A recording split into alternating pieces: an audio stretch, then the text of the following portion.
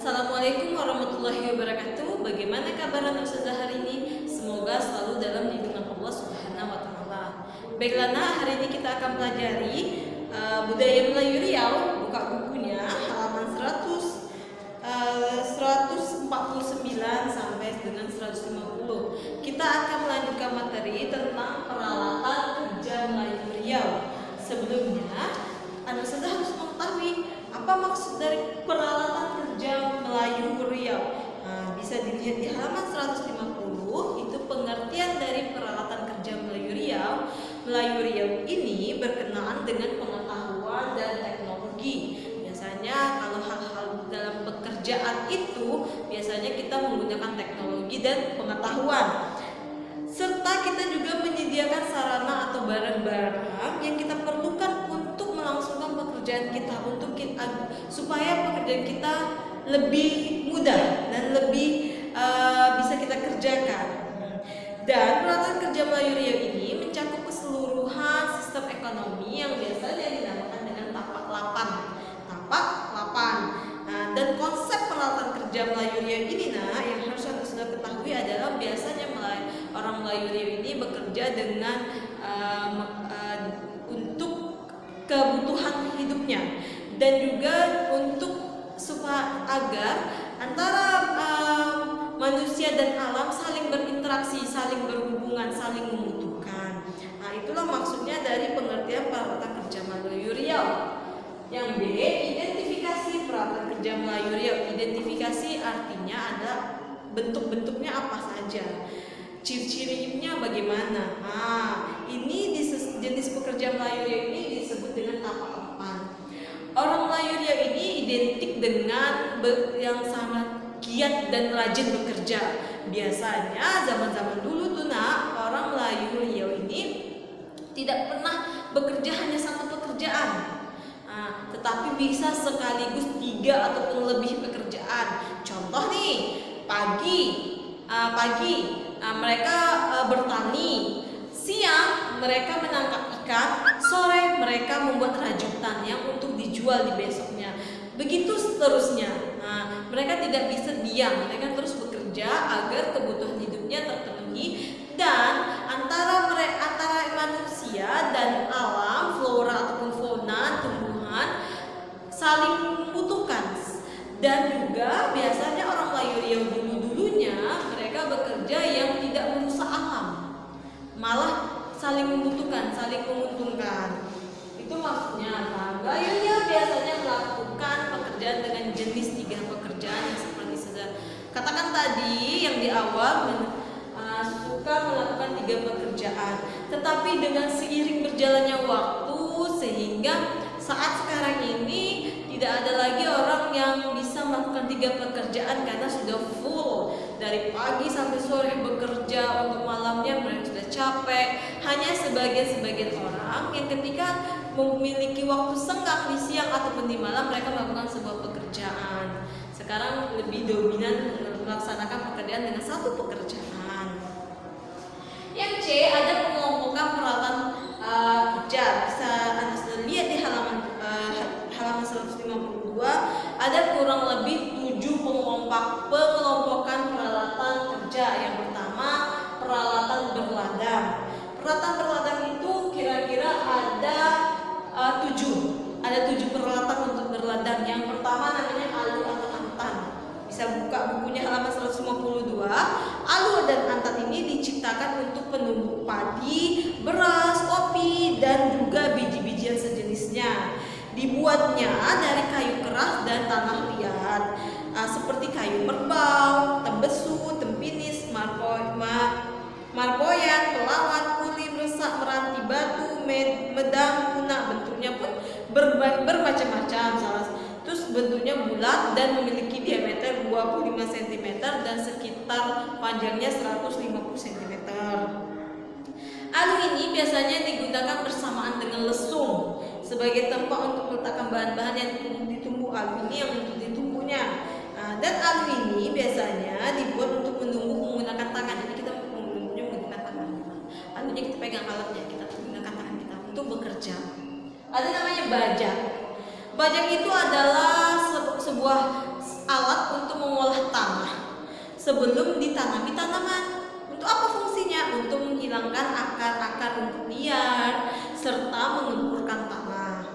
Selain itu juga tujuan bajak itu menyingkirkan hama tanaman yang mungkin bersembunyi di dalam tanah atau di balik-balik gumpalan.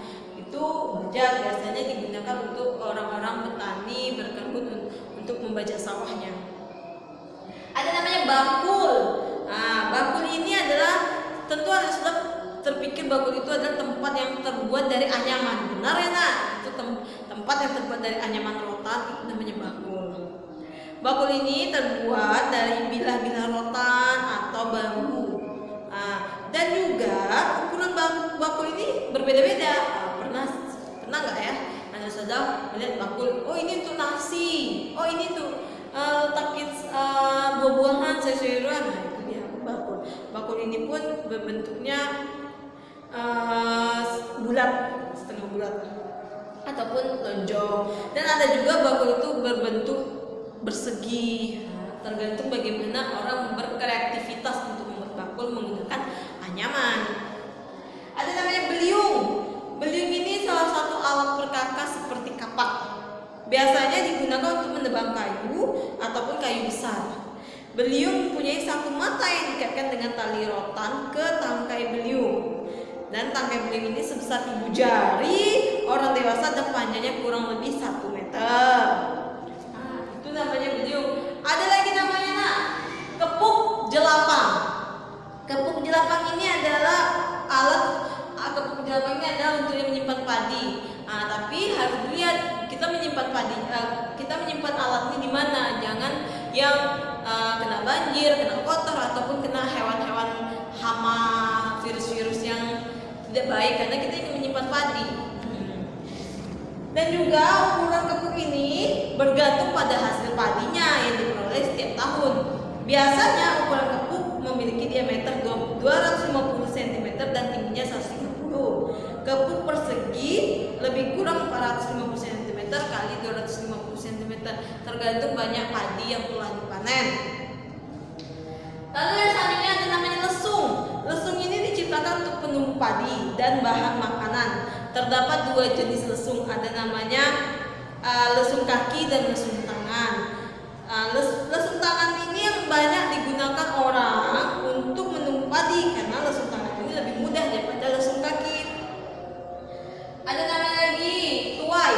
Tuai itu adalah alat yang dipakai untuk petani untuk memotong tangkai padi. Tuai dikenal sebagai anai-anai atau ketaman di pantai timur. Pada umumnya tuai ini berbentuk bulan sabit. Bisa Anda perhatikan di halaman 154. Selanjutnya ada namanya yang kedua, peralatan beternak. Peralatan beternak itu alat yang digunakan cuma ada 2. Itu namanya kandang dan sangkar. Kandang itu adalah Anda sudah tahu kan kandang itu yang seperti pagar, yang terbuat agar hewan-hewan yang kita ternak itu tidak keluar. Dan dia terbuatnya dari kayu atau bambu, kita pagar-pagarin. Ada namanya sangkar. Sangkar itu adalah tempat untuk bertelurnya hewan beternak.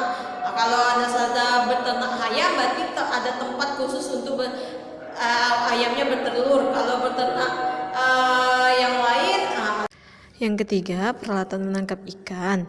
Ada namanya yang pertama bubu. Bubu ada serupa dengan lukah, bedanya bubu itu agak lebih besar dibanding lukah.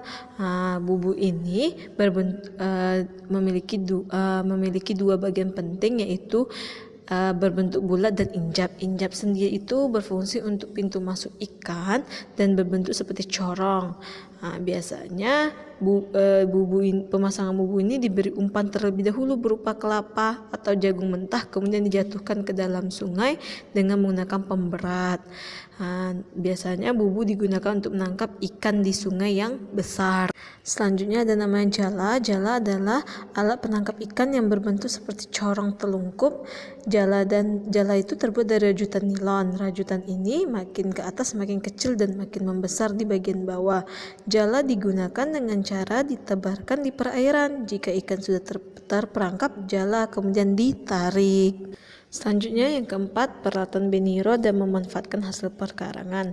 Ini adalah peralatan yang pekerjaan yang dilakukan dalam kehidupan orang Melayu, tetapi ini hanya untuk mengisi waktu luang atau dilakukan dengan tujuan tertentu. Contohnya alat yang digunakannya adalah gobek.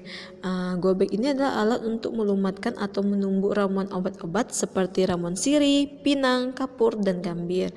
Alat ini berbentuk tabung dan terbuat dari kuningan bulu, kayu, besi, tembaga, perak, ataupun emas.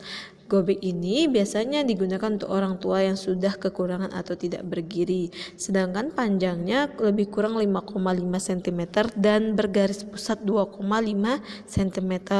Tapak gobek ini pun biasanya terbuat dari kayu keras seukuran lubang gobeknya dan digunakan untuk mengeluarkan ramuan sirih yang telah dilumat atau ditumbuk dengan cara menghentakkan dari tapak gobek. Selanjutnya yang B itu ada namanya kacip. Kacip ini adalah merupakan peralatan yang digunakan untuk membelah dan mengiris-ngiris buah pinang. Kacip ini berbentuk seperti pisau bagian atasnya. Dan bagian di bawahnya tebal seperti landasan. Kepala kacip ini beragam bentuk seperti burung, ular, naga, rusa, dan kuda. Bagian badan berbentuk pipih seperti mata pisau itu lebih kurang 2,5 cm atau 5 cm lebarnya. Tangkainya bulat agar mudah dipegang. Secara keseluruhan, kacip ini terdiri dari kepala, badan, dan hulu. Bahan kacip ini pun terbuat dari besi, tembaga, perak, ataupun emas. Dan badannya dibentuk dengan besi dan dibalukan perak atau emas untuk memberi kesan keistimewaan. Baik Lena, itu tadi peralatan peralatan kerja yang kita bahas hanya 4. Insya Allah besok kita akan melanjutkan 3 lagi. Ustazah akhiri, assalamualaikum warahmatullahi wabarakatuh.